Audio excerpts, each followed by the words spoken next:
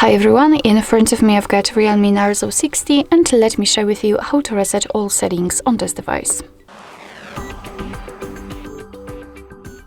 So let's start with opening the settings and then scroll down to the very bottom to find additional settings.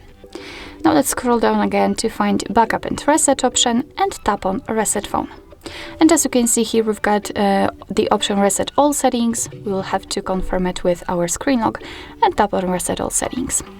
Your device will inform you that it will reset all settings to the default, so let's tap on reset settings if you're ready and wait a second until this operation will be finished. And as you can see, we've got this information that the system settings have been reset successfully. Alright, so that will be all. Thank you so much for watching. I hope that this video was helpful, and if it was, please hit the subscribe button and leave the thumbs up.